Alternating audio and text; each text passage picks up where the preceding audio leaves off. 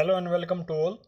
Today we will discuss another 5 questions from UPSC Prelims PYQs related to general science as well as science and tech. While covering these questions, you will be able to learn these things.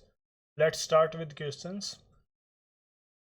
Which of the following statements are correct regarding the general difference between plant cell and animal cells?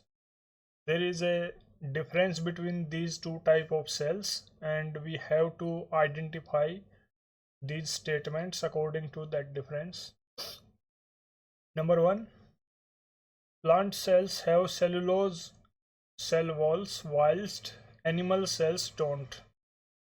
Plant cells do not have plasma membrane unlike animal cells which do, यानी animal cells में plasma membrane होती है, plants में नहीं होती.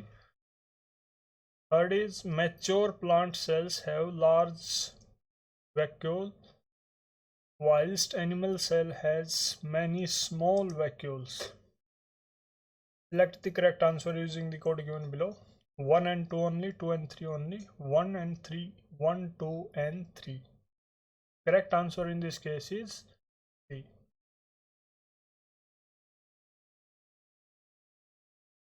यानी जो plant cells हैं उनमें सेलुलोज सेल वॉल्स होती हैं, एनिमल सेल्स में नॉर्मल सेल वॉल होती हैं. Second is incorrect, plasma membrane दोनों में ही पाई जाती है. थर्ड इज करेक्ट, जो मैच्योर प्लांट सेल है उनमें वैक्यूल का साइज लार्ज होता है और यूजुअली एक ही प्रेजेंट होता है. whereas in animal cells there are many vacuoles and they are smaller in size. Plant cells क्या हैं? ये यूकैरियोटिक सेल हैं जिनका स्ट्रक्चरल और फंक्शनल यूनिट के तौर पे जो काम करती हैं प्लांट्स के लिए. सिमिलरली जो सेल्स एनिमल्स के लिए एक बेसिक यूनिट का काम करें उनको एनिमल सेल बोलते हैं.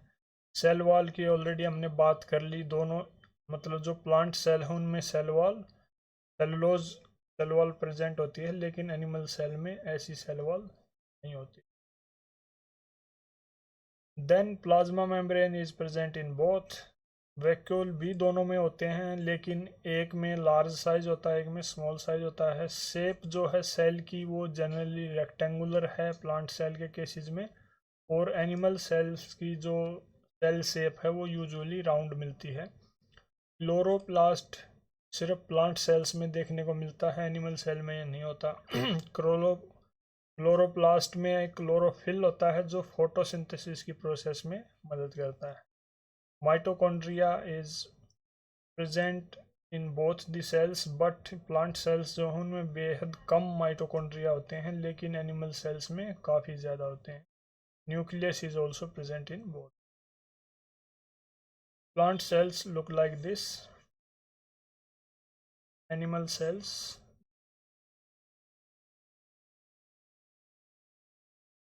with reference to recent developments regarding recombinant vector vaccines RBV. दो स्टेटमेंट आपको दे रखी हैं, ये बताना है कौन सी ठीक गलत है. Number 1, genetic engineering is applied in the development of these vaccines. Second, vectors के तौर पे बैक्टीरिया और वायरस को यूज किया जाता है. Which of the statements given above is और are correct? 1 only, 2 only, both 1 and 2, neither 1 nor 2. दोनों ही स्टेटमेंट यहाँ जो दे रखी है ठीक है.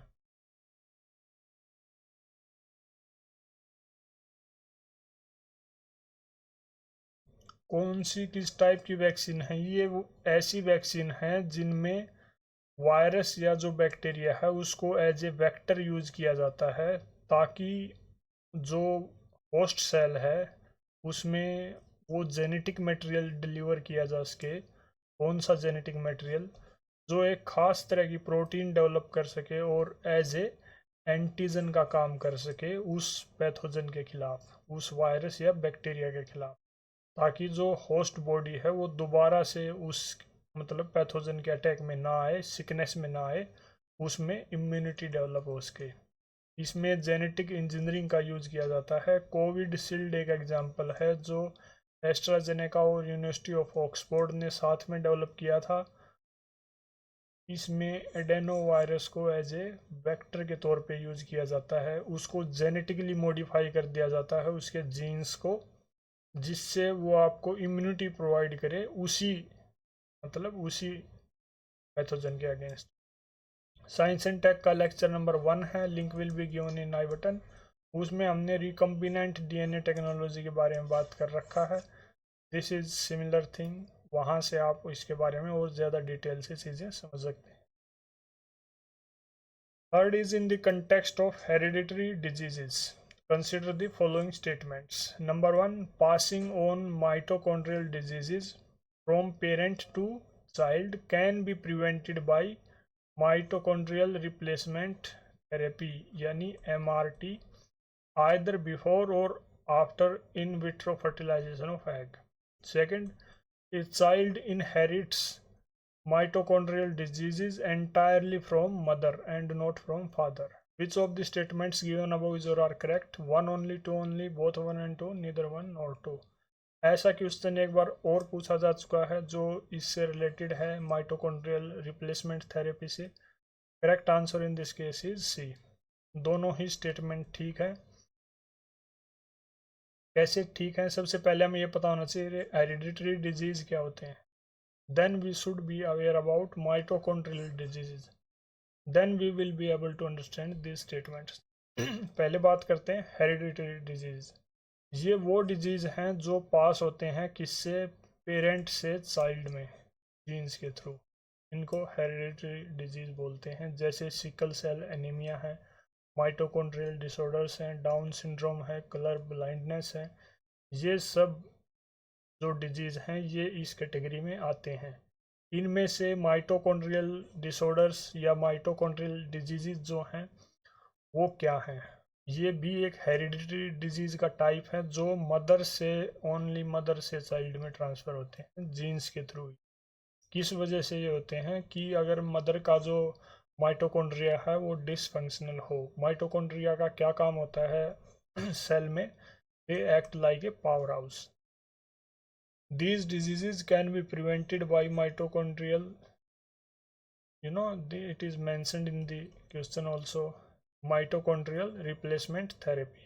इसका यूज करते हुए आप इसको क्योर कर सकते हैं, इनको प्रिवेंट कर सकते हैं, जिसके बारे में already lecture number 17 question number 2 में बात हो चुकी है। Link will be given in icon.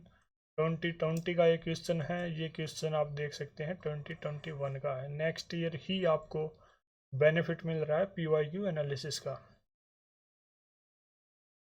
Next is Bollgard 1 and Bollgard 2 technologies are mentioned in the context of. किस कंटेक्स्ट में ये दो टेक्नोलॉजीज यूज की जाती हैं? A, clonal propagation of crop plants, developing genetically modified crop plants, production of plant growth substances, production of biofertilizers. So correct answer in this case is B. If you are aware about BT cotton, अगर आपने इसके बारे में कुछ भी पढ़ा है, then you will be able to easily identify these technologies are related to the development of BT cotton.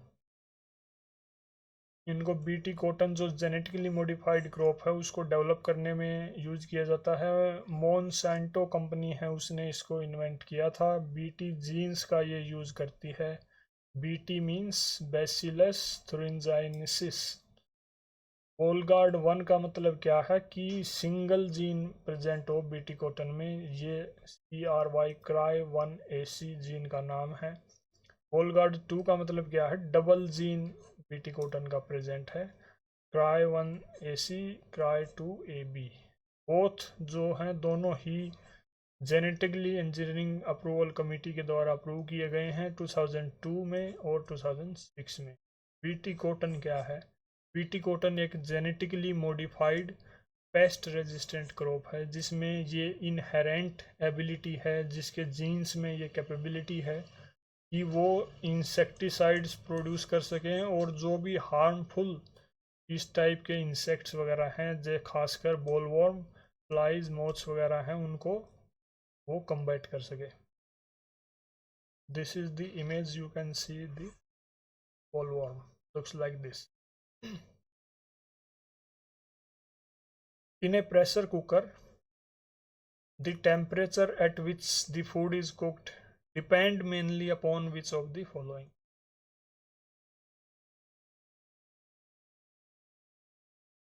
Number 1, area of the hole in the lid.